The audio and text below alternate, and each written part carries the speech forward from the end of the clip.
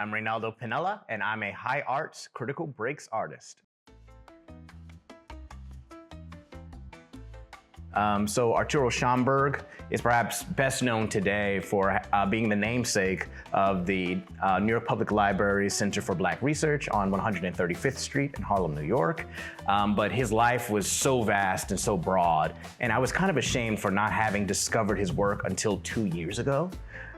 So what it was Black History Month, and I was on Twitter, of all places, and one of the pages I followed dedicated to the Latina experience had a post about famous and overlooked Afro-Latino historians, cultural figures, icons, and I looked at the list and I saw his name there. And I was like, huh, that's the guy from the Schomburg Center for Black Research. I thought this brother was Black, right? But when we even talk about what Blackness is and the wide scope and the wide spectrum of identity tied in Blackness and what that means to be Black, I was like, oh wow, that actually makes me look internally at myself. I'm somebody who's African-American, Puerto Rican, and Cuban.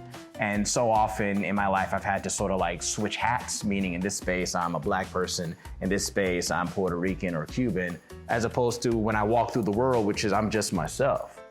And Schomburg's journey actually mirrored that. He was a guy who was born in Puerto Rico, and at a young age, he was told that there were no famous Puerto Ricans who looked like him.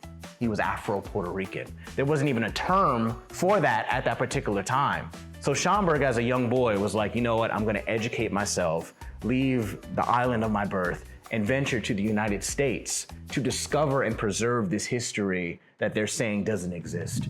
And he found himself at the intersection of the Harlem Renaissance, butting heads with some of the famous icons of his time, mentoring Langston Hughes. I could go on and on and on. So when I found this story, I was like, okay, this is somebody I have to dig into and maybe bring his story to life.